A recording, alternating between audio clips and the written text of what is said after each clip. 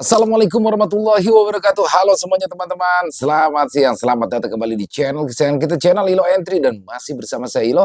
Dimanapun teman-teman berada, semoga teman-teman selalu dalam keadaan sehat walafiat tanpa kekurangan satu apapun. Amin amin ya robbal alamin.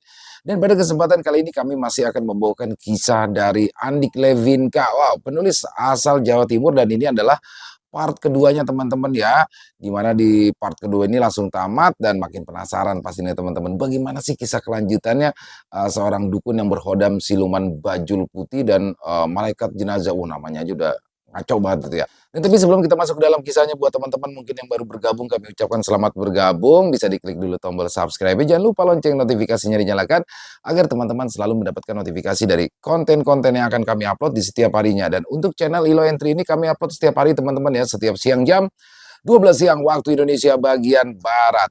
Gak pakai berlama-lama lagi, langsung saja kita masuk ke dalam kisahnya. Siapin kopinya, siapin makan siangnya, ambil posisi terbaik, langsung saja. Dari halaman belakang rumah Bang Ilo, kita menuju ke Jawa Timur.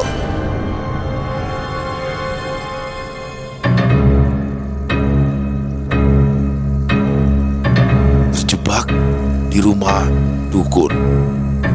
Siluman bajul putih part 2.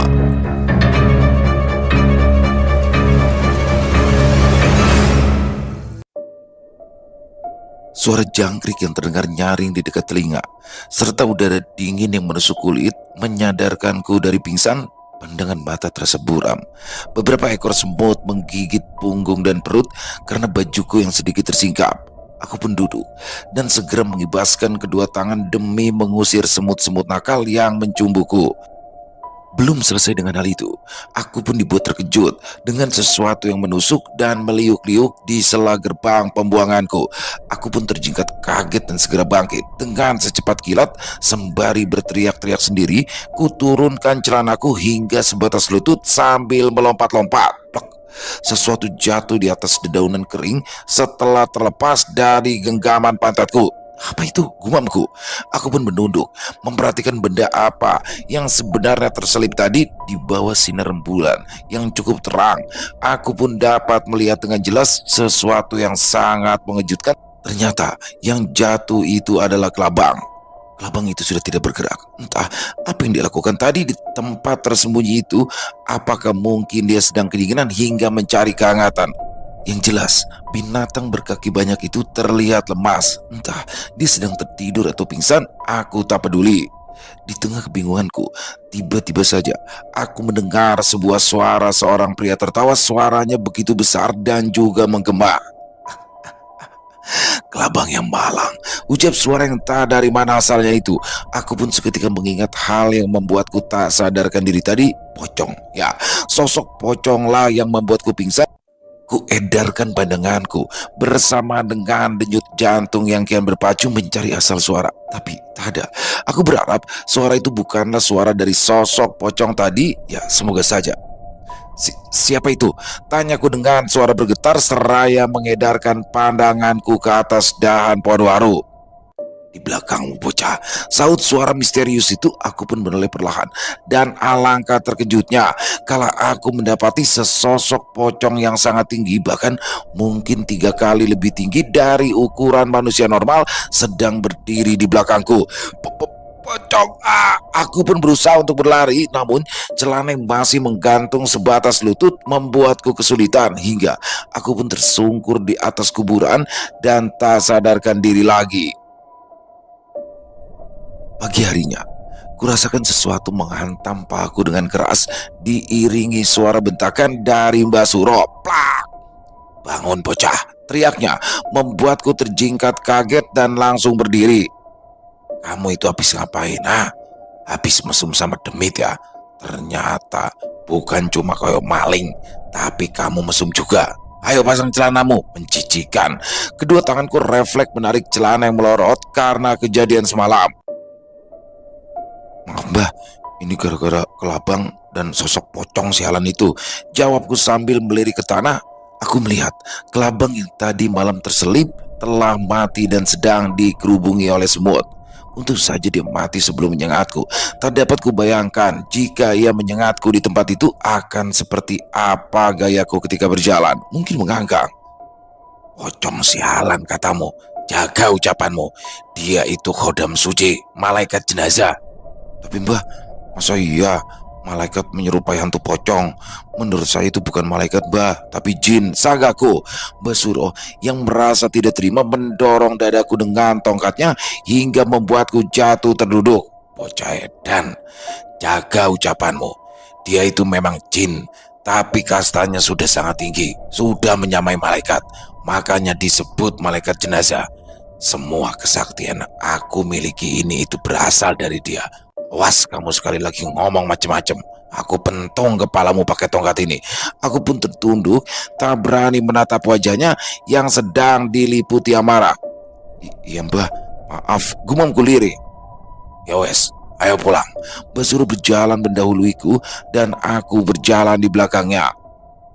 Saat sampai di rumahnya, Mbah Suro menyuruhku untuk mandi, tapi bukan di kamar mandi, melainkan di sungai yang ada di samping rumahnya. Sungai itu kecil, namun di pinggirannya ditumbuhi banyak tumbuhan liar. Aku tak bisa membayangkan bagaimana jika ada ular di sana, terlebih lagi jika mengingat saat sosok buaya putih itu datang. Tapi Mbah, saya takut sama buaya yang kemarin. Gimana kalau saya diserang? Tanyaku. Mandi saja, kamu itu gak bakalan diserang. Kecuali kalau aku yang merintah dia buat nyerang kamu. Sudah, mandi sana, ucapnya, lalu berlalu masuk ke dalam rumahnya dan meninggalkanku. Kenapa aku harus terjebak dalam situasi ini? Ini semua gara-gara Ivan sama Mas Harul. Kalau bukan karena mereka, aku gak bakalan ada di tempat terkutuk ini. Awas saja nanti. Dengan sekuat tenaga, kulayangkan pukulanku menghantam pohon pisang yang tumbuh di pinggiran sungai demi melampiaskan kekesalanku. Namun, alangkah terkejutnya aku saat tanganku mengenai sesuatu yang keras dan licin. Ular. Ya, kepala ular yang sangat besar, bahkan kepalanya saja sama dengan telapak tanganku. Aku teronjak kaget hingga membuat kakiku tergelincir dan jatuh ke sungai. Basah sudah semua pakaianku. Aku berusaha berdiri dan berpegangan pada rumput dan akar pohon yang ada di pinggir sungai. Dengan sebelah tangan, kuraup wajahku yang basah sambil menatap ular itu. Tubuh ular itu begitu besar, bahkan mungkin lebih besar dari ukuran pahanku. Namun anehnya, tak ada pergerakan sama sekali. Apa jangan-jangan ular itu cuma pura-pura diam, pikirku. Kuedarkan pandanganku ke sekitar untuk mencari ranting kayu atau apapun. Dengan sebuah ranting kecil, kugunakan untuk menyentuh ular itu dari kejauhan, sambil tetap waspada jika tiba-tiba saja ular tersebut hendak menyerangku. Kutekan tubuh dan kepala ular itu berkali-kali, namun tak ada tanda-tanda kehidupan. Kepalanya terjuntai lemah, ternyata binatang itu telah mati. Ya, setidaknya aku kini bisa mandi dengan tenang. Meskipun tanpa sabun, sebenarnya aku tak terbiasa mandi di tempat terbuka. Tapi untung saja, di situ ada sebuah karung yang mengelilingi, membentuk bilik berukuran 1,5 meter persegi. Setelah aku selesai mandi, aku pun menuju ke rumah Mbah Suro dan mengambil tas berisi pakaian yang tergeletak di bawah kursi kayu di ruang tamu. Aku menoleh ke kanan dan ke kiri, mencari tempat untuk mengganti pakaian. Kamu cari apa, Dek? Kenapa kamu basah begitu? Tanya seorang perempuan muda berusia sekitar 30 tahunan. Saya lagi cari tempat buat ganti baju, Mbak, jawabku. Kamu ajudan baru Mbak Suro yang kemarin itu ya? Penggantinya Ivan. Tanya wanita itu. Aku pun mengangguk. Ia lalu menunjuk ke sebuah kamar yang ada di dekat kandang ayam. Kamar kamu ada di belakang, di samping kandang. Aku terperangah kalau melihat kamar kecil yang terbuat dari kayu dan diapit oleh 2 kandang ayam. Benar-benar nasib buruk ya. Mau bagaimana lagi? Aku pun mengangguk, lalu melangkah masuk ke kamar itu. Kamar yang bau dan tak memiliki jendela. Kuletakkan tasku di lantai papan kamar itu, lalu segera ku ganti pakaian basah yang kukenakan tadi dengan yang ada di tas. Setelah selesai mengganti baju, ku dengar wanita tadi memanggilku dan menyuruhku untuk makan, lalu segera standby di ruang tamu untuk menyambut tamu-tamu yang datang. Jam 7 pagi, tamu Mbah Suro mulai datang satu persatu. Mbah Suro menugaskan aku untuk menemani tamu atau pasiennya dan mengurutkan antrian sesuai dengan waktu kedatangannya. Sedangkan Mbah Suro, ia berada di dalam ruangan khususnya tempat para tamunya berkonsultasi. Aku cukup kebingungan. Di saat awal-awal aku bertugas, sesungguhnya aku tak terlalu terbiasa berbincang-bincang dengan orang yang tidak aku kenal. Sekitar jam 9 pagi, aku melihat ada seorang gadis muda yang sangat cantik bagiku. Dia datang dengan temannya yang mungkin berusia sekitar 40 tahunan. Aku pun bangkit dari duduk dan segera menyambutnya dengan senyuman termanisku. "Silakan masuk, Mbak. Ada yang bisa dibantu?" Sambutku dengan senyum reka seperti iklan di pasta gigi.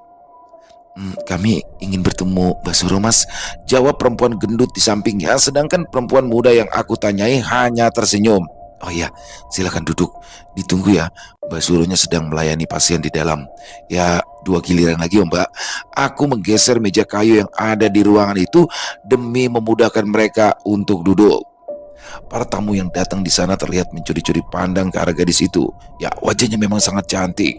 Baju lengan pendek yang ia kenakan membuat lengannya yang putih terlihat jelas. Kalau boleh jujur, kecantikannya memang hampir menyamai lidah gadis pujaanku. Tapi tubuhnya lebih seksi dia daripada Linda. "Mbak Yul, sebentar lagi temani aku ya di dalam. Aku malu kalau sendirian," ucap gadis cantik itu pelan. "Gak boleh. Kalau konsultasi di sini itu harus sendiri," saut perempuan yang ia panggil dengan sebutan Bayul. "Tapi Mbak..." "Udah Reni, kamu tenang aja. Lagian kamu tuh kayak cewek lu gua aja." "Oh, ternyata namanya Reni. Nama yang cantik," gumamku dalam hati. Setelah menunggu sekitar setengah jam, tibalah giliran gadis bernama Reni itu untuk masuk ke dalam. Ku antarkan gadis itu menuju ruangan Basuro hingga sebatas pintu. Saat aku akan berbalik, Basuro memanggilku dan menyuruhku untuk duduk di ruangan itu. Aku pun menurut, lalu duduk di samping perempuan itu. "Kamu tulis di kain putih ini pakai spidol ini, sesuai seperti contoh," titem Basuro sambil menyodorkan beberapa lembar kain putih polos. Satu di antaranya sudah ada beberapa gambar bintang dan lingkaran. Entah apa lingkaran itu melambangkan bulan atau matahari. Aku pun mengangguk dan segera mengerjakannya sambil sekaligus mendengarkan keluhan gadis cantik itu. Aku penasaran, sebenarnya apa tujuan gadis itu datang ke sini. "Sepertinya aku pernah melihat kamu, Dok. Apa kamu pernah datang ke sini sebelumnya?" tanya Mbak Suro. Tangannya terlihat sedang meletakkan bunga di atas sebuah cawan. "Saya Reni, Mbah, yang seminggu lalu datang ke sini bersama Mbak Yuli. Maaf, saya baru datang sekarang, soalnya masih ada hajatan di rumah," ucapnya sambil sedikit tertunduk. Tangannya tampak memainkan ujung bawah bajunya. "Oh iya, Mbah ingat. Gak apa-apa. Oh ya, apa kamu sudah bawa semua persyaratannya, Dok?" tanya Mbak Suro. "Sudah, Mbah." Gadis itu mengangguk lalu mengeluarkan sebuah bungkusan yang berisikan foto seorang pria dan satu bungkusan lagi yang berisikan beberapa helai rambut. Mbak Suro memegang sejenak foto itu lalu meletakkannya di meja. Kemudian ia memegang bungkusan berisi rambut. Mata tuanya memicing, berusaha memicing melihat beberapa helai rambut yang ada di dalamnya.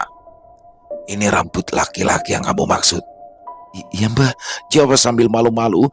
Mbak Suro tampak mengangguk-anggukkan kepalanya lalu meletakkan masing-masing di saku kanan dan kiri bajunya. Aku yang penasaran pun memberanikan diri untuk bertanya pada Mbak Suro. "Bulu apa itu, Mbah? Apa itu bulu perindu?" "Bukan, ini bulu kemaluan." Buat apa kamu tanya-tanya? Sudah, kerjakan saja apa yang saya perintahkan barusan. Diam dan jangan banyak tanya, bentak Mbak Suro membuatku seketika diam. Aku melirik ke arah gadis cantik itu. Wajahnya tampak memerah. Saat tatapan mata kami saling beradu, aku pun mengalihkan pandanganku dan berusaha untuk kembali fokus melakukan pekerjaanku. "Bagaimana cara kamu mendapatkan bulunya?" tanya Mbak Suro. Reni tampak menggigit bibir bawahnya sembari memainkan ujung bajunya. Ia tampak ragu saat akan menjawab. Mungkin ia malu terhadapku atau Mbak Suro. Saya mendapatkannya kemarin saat kami sedang bersama, Mbah." "Oh iya, saya paham. Sekarang saya mau tanya, berapa usiamu, Dok?" tanya Mbak Suro seraya memainkan janggut putihnya. 18 tahun, Mbah." Anak zaman sekarang masih muda sudah pandai. Mbah nggak nyangka ternyata kamu nakal juga ya, ujar Mbah Suro. "Hmm, Jadi pria itu yang ingin kamu rebut dari istrinya?" Bukan, bukan dari istrinya Mbah, tapi tunangannya. Lantas, kenapa kamu harus meminta bantuanku jika mereka berdua masih belum menjadi suami istri? Tunangannya itu lebih alim dan keluarganya terpandang juga kaya. Mas Irwan gak mau ninggalin tunangannya, tapi juga masih menjalin hubungan dengan saya. Beberapa hari yang lalu Mas Irwan mau memutuskan saya, tapi saya gak terima. Saya beralasan untuk mengajaknya melakukan hubungan yang terakhir kalinya demi bisa mendapatkan syarat yang Mbak minta, jawab Reddy panjang lebar. Mbak Surut tampak mengangguk-anggukkan kepala beberapa kali sambil memainkan janggutnya. Ia tersenyum menatap Reni, namun tatapannya tak biasa, entah apa yang ada di pikiran Mbak Suro. Jadi kamu sudah tidak suci lagi ya? Ada syarat yang harus dilakukan untuk mensucikan tubuh kamu lagi, Dok. Syarat? Syaratnya apa, Mbak? Saya siap. Asalkan Mas Irwan bisa bersama saya dan meninggalkan tunangannya, ucap Reni bersemangat dan penuh harap. Kamu harus menginap di sini selama 3 hari. Dan kamu harus mau dimandikan di sini setiap malamnya, ucap Mbak Suro yang membuat Reni tampak sangat terkejut. Kenapa? Kamu keberatan? Kalau memang kamu keberatan, ya sudah, gak apa-apa. Reni tampak diam beberapa saat, tampak jelas raut wajahnya menampakkan kegelisahan. Sial, ternyata Mbak Suro ini dukun cabul. Melihat yang muda dan bening, langsung disikat. Aku ndak terima, umpatku dalam hati. Maaf Mbak, kalau harus seperti itu, saya nggak sanggup Mbak. Reni tampak tak enak hati ketika menolak persyaratan dari Mbak Suro. Tapi aku setuju dengan keputusan Reni untuk menolak permintaan dari dukun cabul ini. Aku yakin ini hanya akal-akalan saja demi bisa memandangi tubuh Sinta gadis ini. Aku yakin Mbak Suro pasti kecewa karena keinginannya tak bisa kesampaian. Mbak Suro tampak manggut-manggut sambil memainkan janggutnya. Ya sudah, gak apa-apa. Tapi kalau kamu nanti berubah pikiran, kapanpun kamu bisa kesini lagi. Sekarang, kalau kamu mau pulang, silakan, ucap Mbak Suro lembut. Wajahnya tak menampakkan kekecewaan, tapi aku yakin kalau dalam hatinya dia sangat kecewa. Rasain, ledekku dalam hati. Reni pun segera berpamitan sambil mencium tangan Mbak Suro. Aku melihat ia juga menyertakan sebuah amplop putih yang aku yakin itu adalah uang isinya, tapi entah berapa. Setelah itu, Reni pun keluar dari ruangan. Kamu ngapain mesem-mesem? Tanya Mbak Suro yang membuatku tersentak kaget. Kamu ngetawain saya ya? Gak sopan kamu. Aku yang gelagapan bingung harus menjawab apa. Bukan Mbak, bukan. Maksud saya apa? Senyum kamu itu seperti ngeledek. Sudah, sekarang kamu keluar. Temui para tamu di luar sana. Ditambah Suro, aku pun segera meletakkan kain yang aku gambar tadi. Memang masih belum selesai. Sisa satu lagi yang belum aku gambar. Dan saat aku keluar, kulihat Reni dan temannya sudah pergi. Kalau sampai Mbak Suro memandikan dia, apa yang terjadi? Aku lalu duduk menemui para tamu yang lain. Ternyata di luar kini sudah makin ramai tamu yang berdatangan. Aku menghampiri orang yang ada di antrian berikutnya dan menyuruhnya untuk masuk. Menit demi menit berlalu, jam pun silih berganti. Tibalah saatnya tamu terakhir untuk masuk ke ruangan Mbak Suro. Aku mempersilahkan orang tersebut untuk masuk. Pria yang perkiraan usianya sekitar 40 tahunan itu tampak murung, entah masalah apa yang sedang menimpa hidupnya. Sekitar 20 menit pria itu berada di dalam. Aku menunggu sambil menguap beberapa kali. Ya, aku benar-benar lelah. Kulirik jam usang yang ada di dinding. Sudah jam 8 lebih 10 menit. Pantas saja aku sudah mengantuk. Oke Mbak, oke, besok saya kesini lagi, ucap laki-laki tadi sambil keluar dari ruangan milik Mbak Suro. Mbak Suro juga keluar bersama orang itu sambil tangan kanannya memasukkan amplop yang pastinya ia terima dari orang itu. Besok kamu kesini sore menjelang maghrib, jawab Mbak Suro sembari mengantarkan tamu itu hingga ke pintu. Setelah orang itu pergi, Mbak Suro menoleh ke arahku lalu memanggilku. Ya Mbak, ada apa? Kamu cari kulit kelapa yang kering, Terus bakar kemenyan ini dan juga dupa. Dupanya kamu ambil di dalam bupet. Ditanya sembari menunjuk ke sebuah bupet jati yang ada di ruang tamu. Aku pun segera mengambil dupa yang hanya tersisa satu dan memberikannya pada Mbak Suro. Ini Mbah, aku menyodorkan dupa itu. Kamu cepat ambil kulit kelapa kering yang ada di belakang. Terus kemenyan sama dupa ini kamu bakar di kuburan yang semalam dan bungkusan ini kamu hanyutkan di sungai. Aku ternyata kala mendengar harus ke kuburan itu lagi. Aku bahkan masih trauma dengan keadaan semalam. Namun Basuro memaksaku untuk melaksanakan perintahnya dan sialnya lagi, aku harus melakukannya seorang diri. Tapi Mbah, saya takut kalau ketemu pocong itu lagi Mbah, ucapku. Namun bukannya mendapat jawaban, tapi justru tamparan keras yang aku dapatkan. Plak! Tamparan itu mendarat telak di pipi kiriku lagi. Kerjakan saja, atau kamu mau aku jadikan buat santapan siluman bajul putih itu. Hah, sentaknya. Aku pun tak ada pilihan lain selain menuruti perintahnya. Ancaman untuk dijadikan kudapan bagi siluman itu lebih menyeramkan daripada bertemu sosok pocong. Aku pun segera membawa dupa, kemenyan, dan bungkusan kain putih yang tak apa isinya itu. Pertama-tama, aku menuju ke sungai yang ada di samping rumah untuk menghanyutkan bungkusan itu, lalu dilanjutkan dengan mencari kulit kelapa yang sudah mengering untuk dijadikan media membakar kemenyan. Kulangkahkan kakiku yang berat menuju pemakaman yang ada di paling ujung. Tempat aku bertemu dengan sosok pocong raksasa itu, dadaku berdegup kencang. Bersama dengan bulu kuduk yang meremang, ingin rasanya aku mengumpat sekencang-kencangnya. Kenapa aku harus ada di posisi ini? Biadab kamu Ivan, biadab kamu Mas Arul. Kalian sudah ngebuat aku dalam situasi sulit ini. Umpatku pelan. Saat itu, di area pemakaman yang gelap, aku merasakan seolah puluhan, bahkan ratusan pasang mata sedang mengawasiku. Suara daun kering yang kuinjak, seiring langkah kaki yang penuh keraguan, menambah kesan seram di sela hingar-bingar nyanyian binatang malam. Sesampainya di tempat yang Basuro tunjuk, aku pun segera berjongkok, meletakkan kulit kelapa yang sudah kubakar, tak lupa kemenyan kutaburkan di atasnya, sedangkan dupa yang juga telah kunyalakan kutancapkan di tanah. Segera setelah selesai meletakkannya, aku melangkah cepat untuk pulang. Dari kejauhan, aku mendengar suara tawa kuntilanak yang membuatku semakin mempercepat langkah. Saat aku hampir sampai, kulihat Basuro sedang menungguiku di depan pintu. Ia menatapku sambil tertawa. Kamu takut sendirian ya? Sampai-sampai banyak yang awal begitu.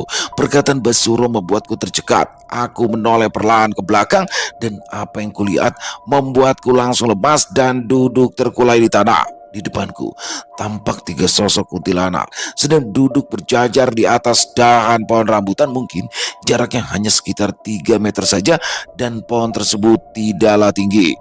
Dengan sekuat tenaga, aku mengesot ke arah Basuro yang masih terus menertawakanku. Untung saja aku masih muda dan tidak memiliki riwayat sakit jantung, jadi aman meskipun harus sering mengalami jump scare. Setelah kejadian menegangkan yang aku alami tadi, aku pun tidur di ruang tamu dengan beralaskan kasur kapuk tipis yang sudah cukup usang. Basuro sendiri yang menyuruhku untuk tidur di dalam. Mungkin ya kasihan jika aku harus tidur di kamar yang bersebelahan dengan kandang ayam.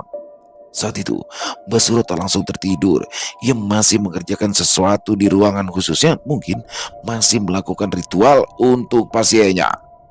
Bau kemenyan bercampur dupa yang terbakar memenuhi ruangan, membuatku merasa tak nyaman. Ya, aku tak terlalu suka dengan baunya. Sekitar 15 menit berlalu, Basuro keluar dari ruangan. Setelah kupastikan Basuro masuk ke kamar, aku pun mematikan lampu dan tidur. Hari demi hari berlalu.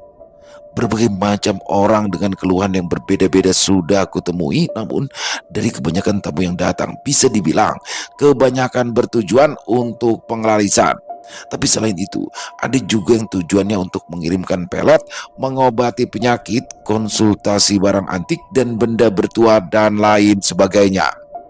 Selama aku bekerja di situ, aku memang tak pernah kekurangan makan. Rokok pun aku suka berganti-ganti merek, cabut sana cabut sini dari rokok para tamu. Tapi yang jadi masalahnya, Basuro sering menyuruhku melakukan hal yang bertentangan dengan hati nurani.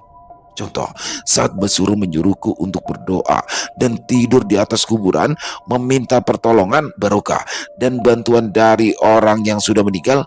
Bukankah seharusnya kita yang hidup yang mendoakan mereka? Kenapa harus mereka yang sudah tiada yang harus disibukkan dengan kepentingan kita?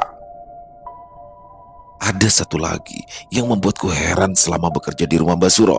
Selama sebulan aku bekerja di situ, aku sangat jarang melihatnya sholat. Dan jika pun dia sholat, ia selalu melakukannya di depan para tamunya seolah ingin pamer, terlebih saat ada banyak tamu wanita. Pada suatu sore, Basuro sedang duduk di ruang tamu, menemui belasan tamunya.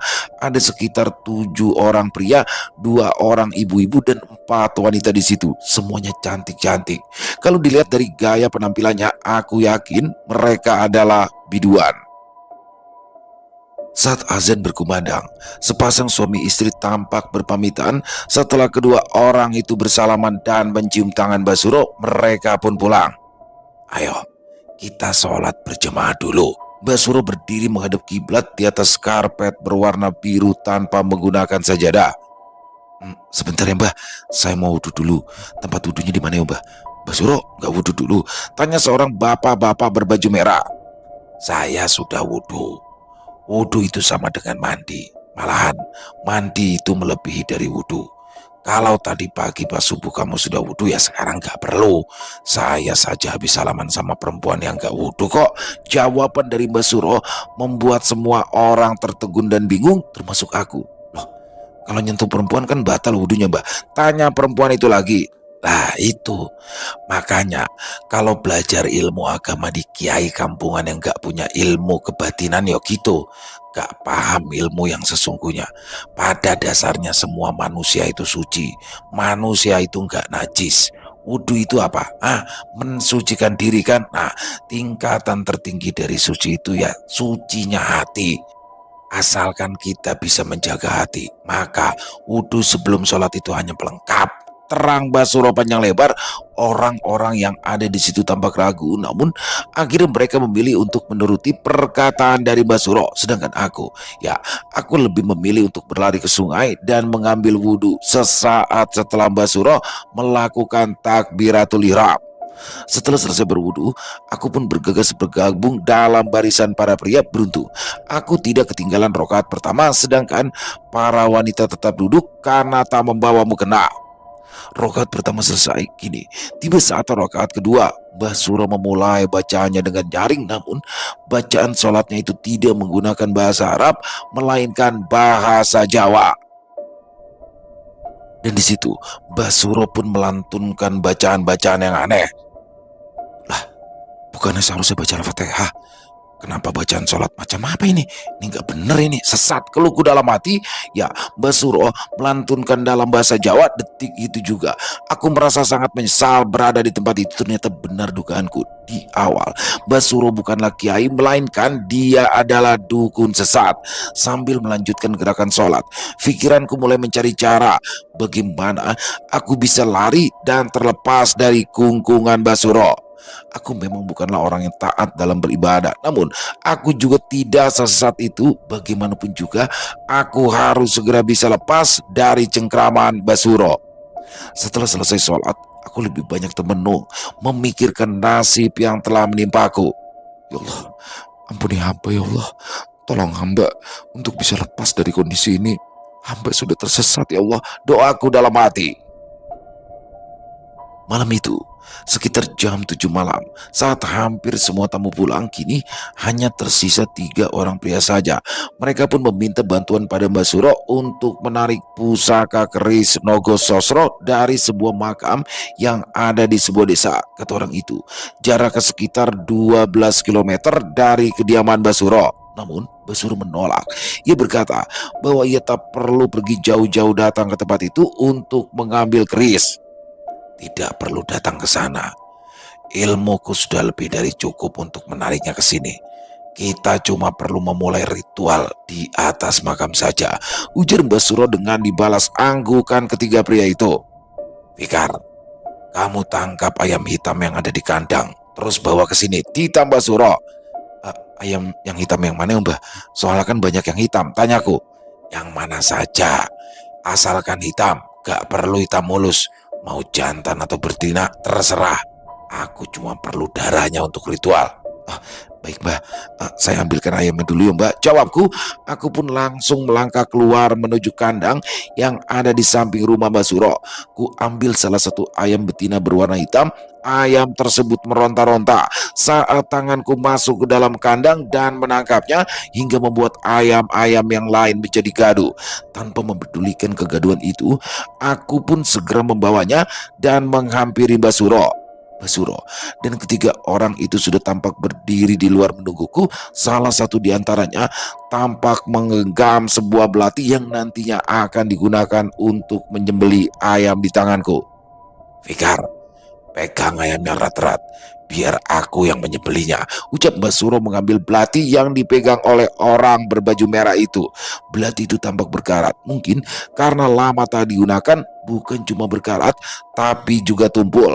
Mbak Suro pun harus berkali-kali menyayat leher ayam itu sampai tenggorokannya terputus. Cairan merah mengalir dan jatuh ke dalam wadah yang sudah disediakan di bawahnya. Aku berusaha memegangi ayam yang menggelepar itu hingga akhirnya tak bergerak. Sudah, taruh ayam itu di dapur. Suruh Marni masak ayam itu. Ambilkan juga kemenyan dan dupa di dalam ruangan. Sekalian ambilkan tongkat kayu milikku dan minyak misik yang ada di atas meja. Jelas Mbak Suro. Kulangkahkan kaki menuju dapur menuruti perintah Mbak Suro. Mbak Marni, panggilku. Mbak Marni tampak keluar dari kamarnya yang bersebelahan dengan dapur. Ini Mbak, disuruh masak sama Mbak Suro. Seperti biasa, Mbak Marni hanya mengangguk tanpa menjawab dulunya. Aku sempat tak suka dengan Mbak Marni yang tak pernah menyaut saat ku ajak bicara sebelum aku tahu bahwa ia bisu.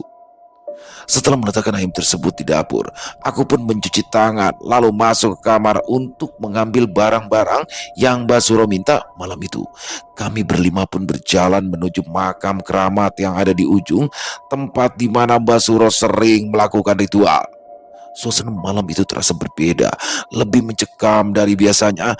Tak ada satupun yang berbicara. Kulihat Mbah Suro tampak menggumamkan sebuah mantra dalam bahasa Jawa. Ia berjalan paling depan. Satu orang di antaranya memegangi senter, beberapa lainnya memegang dupa dan kemenyan, sedangkan aku membawa wadah yang berisikan darah ayam.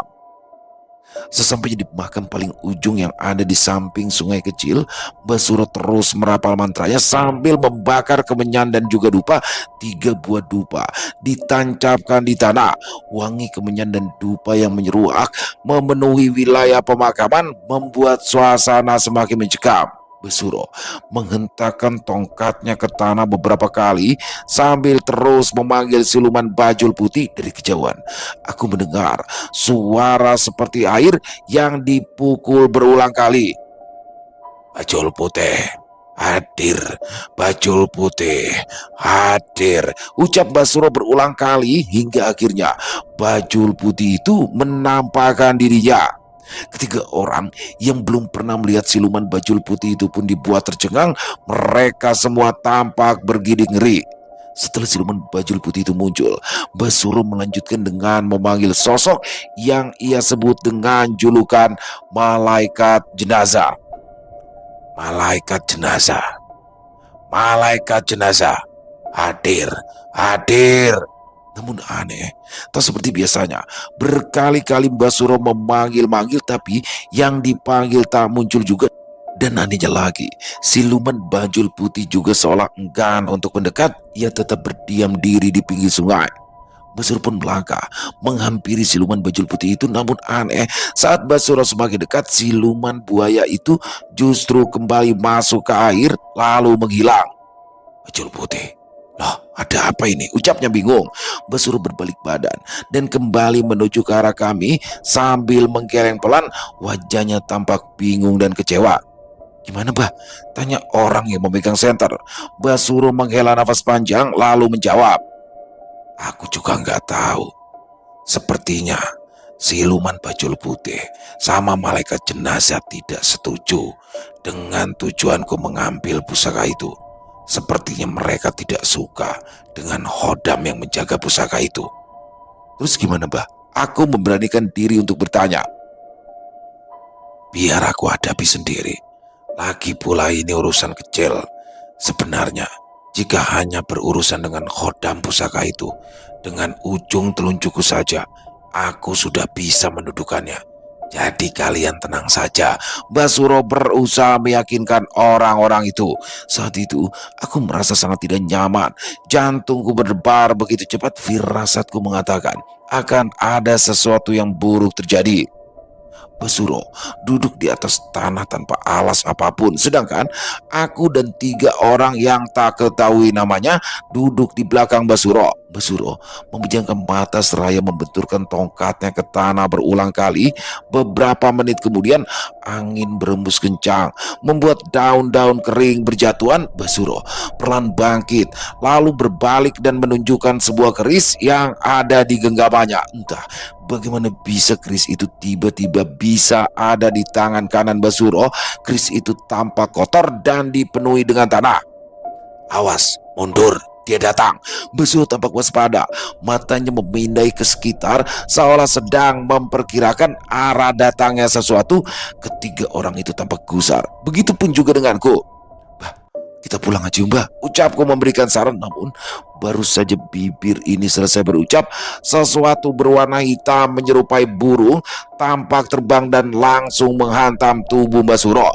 Tubuh kakek tua itu terpelanting ke tanah, wajahnya terluka. Entah makhluk apa yang baru saja menyerang Basuro. Aku dan ketiga orang itu hendak membantu Basuro bangkit. Namun baru selangkah kami maju, makhluk itu kembali dan langsung mendarat di atas pohon yang berada di depan kami. Sosok itu seperti kelelawar yang sangat besar. Bahkan mungkin tingginya sama sepertiku. Wajahnya tak mirip dengan kelelawar pada umumnya. Yang ini lebih lonjong dan menyeramkan. Ia menatap ke arah 3 orang di sampingku satu persatu hingga membuat 2 di antaranya seketika jatuh tak sadarkan diri. Sedangkan yang satunya terduduk lemas di atas tanah. Kutundukkan pandanganku untuk menghindari tatapan mata merahnya. Aku benar-benar sangat ketakutan. Aku tak mau jika harus berakhir di sini. Makhluk hitam itu menggeram dengan keras, lalu melompat dan terbang ke arah Basuro. Basuro mencoba menghunuskan keris yang ada di tangannya, namun dapat dengan mudah dihindari. Kelelawar raksasa itu terbang tinggi dan menghilang sesaat sebelum akhirnya muncul kembali dan menyerang dari arah yang tak terduga. Aku tak bisa berbuat banyak kala itu.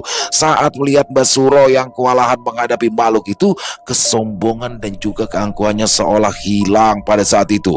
Ia bahkan tampak ketakutan. Berkali-kali Basuro berteriak meminta bantuan dari 2 makhluk yang menjadi sekutunya. Bajul putih, malaikat jenazah, tolong bantu aku. Teriakan Basuro terdengar pilu, tapi entah mengapa baik siluman bajul putih maupun sosok pocong yang dijuluki malaikat jenazah itu tak juga hadir untuk membantu. Apakah mereka takut? Entahlah. Aku benar-benar dilema kala itu.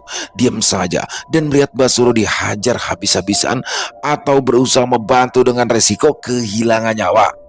Biarkan aja, toh dukun ini adalah dukun sesat. Mungkin ini kesempatanku untuk melarikan diri, pikirku. Aku pun melangkah perlahan-lahan menjauh dari pertempuran kedua makhluk berbeda alam tersebut. Setelah dirasa sudah cukup aman, aku pun memilih jalan memutar untuk pergi melarikan diri melewati pematang sawah yang gelap. Berkali-kali aku harus jatuh ke dalam lumpur, namun sekuat tenaga aku bangkit dan berlari lagi. Setelah sekitar 200 meter aku berlari, langkahku terhenti saat aku melihat sosok pocong besar yang melintang di pematang sawah seolah menghadang. Aku tak tahu harus bagaimana. Aku tak mungkin kembali ke tempat Basuro. Ya, aku harus pulang ke rumah. Sosok pocong itu menatap ke arahku. Namun anehnya, tiba-tiba dia bangkit, lalu terbang menjauh dan hilang di tengah kegelapan. Aku berlari sekuat-kuatnya menuju wilayah perkampungan, dan saat sampai di daerah perkampungan, aku harus berlari lagi sejauh 500 meter menuju ke jalan raya, karena di sanalah aku baru bisa menemukan tukang ojek. Malam itu adalah malam kebebasanku. Aku berharap semoga aku baik-baik saja meskipun telah pergi sebelum 7 purnama. Sesampainya di rumah, aku menceritakan segala hal yang aku alami. Ibuku memelukku sambil menangis. Ia bersyukur aku bisa pulang dengan selamat. 3 bulan setelah kejadian itu, aku pun menjalani aktivitas baruku sebagai penjual pentol cilok. Lambat laun, aku mulai bisa melupakan kejadian di rumah Mbak Suro, dan aku bersyukur aku kini baik-baik saja. Entah bagaimana keadaan Mbak Suro sekarang. Apakah dia selamat ataukah ia telah tiada? Dan juga 3 orang biadab yang telah memasukkanku ke rumah dukun sesat itu, yaitu Pak Bayu, Ivan, dan Mas Harul. Aku tak pernah mendengar berita tentang mereka. Semua masih misteri. Begitupun dengan keadaan 3 pria pada malam saat pertempuran Basuro melawan siluman kelelawar. Sekarang yang terpenting adalah aku bebas dan sudah berhasil lepas dari jerat dukun sesat itu. Selesai. Wow, luar biasa kisah dari Mas Andi Klevinka. Oh, bagaimana akhirnya Fikar itu bisa terlepas ya dari jerat Mbah Suro atau dukun palsu, dukun sesat di sini ya. Dan apa namanya? Fikar ya, seru juga sih. Kalau Fikar itu di tempat saya ada juga yang namanya Fikar, biasanya namanya Zulfikar ya, dipanggil Fikar. Dan pada kesempatan kali ini saya juga agak sedikit aneh nih. Dan di sini saya hanya mencoba berimajinasi ya teman-teman ya, karena saya kayak masuk nih ke dalam kisahnya. Ya kalau saya pribadi mendingan kabur yang terbaik itu adalah ketika Mbak Suro sedang melayani para pasien. Nah di situ kan bisa cabut tuh pas dia lagi ngelayanin pasien, pasiennya baru masuk kan paling nggak berapa menit tuh dia nggak sadar ya kan, atau bisa setengah jam cabut itu dan masih siang pula ya kan. Jadi kalau saya berimajinasi seperti itu, tapi di sini bagaimana Fikar melalui banyak cobaan, fase-fasenya dia juga mungkin juga sudah menikmati ya, tapi makin kesini kok makin sesat ya kan. Dukun Basuronya ini makin kesini makin nggak bener sholat itu, masalah wudhu aja ngejelasinnya udah salah. Jadi apa yang tadi dikatakan Basuro dalam cerita, buat teman-teman don't try this at home, pokoknya nggak boleh, itu nggak bener banget semuanya. Overall kisahnya keren banget, horornya dapat, komedinya ada, misterinya oke. Terima kasih buat Andi Klevinka atas kisahnya yang luar biasa. Ditunggu lagi kisah-kisah selanjutnya. Dan buat teman-teman semoga terhibur dengan kisah barusan ya. Dan buat teman-teman yang mungkin punya pendapat lain, yang mungkin punya komentar lain terkait kisah barusan, bisa menuliskannya di dalam kolom komentar ataupun hanya sekedar saling menyapa. Insya Allah kami akan menjawab satu persatu. Buat yang suka dengan videonya bisa diklik tombol like atau tombol jempolnya, boleh juga dong di-share link videonya ke teman-teman yang lain agar juga ikut merasa terhibur. Dan buat teman-teman yang mungkin belum subscribe, bisa diklik dong tombol subscribe, jangan lupa lonceng notifikasinya dinyalakan agar teman-teman selalu mendapatkan notifikasi dari konten-konten yang akan kami upload di setiap harinya.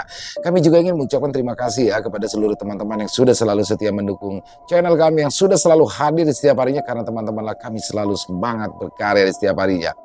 Di akhir kata saya Ila mengucapkan permohonan maaf apabila mungkin dalam pembawaan kisahnya barusan ada kata-kata saya yang salah ataupun ada kata-kata saya mungkin yang kurang berkenan. Saya mohon dibukakan pintu maaf yang seluas-luasnya. Sampai berjumpa lagi besok jam 12 siang masih bersama saya Ilo di channel Ilo Entry. Salam sehat, sukses selalu untuk kita semua. Wassalamualaikum warahmatullahi wabarakatuh.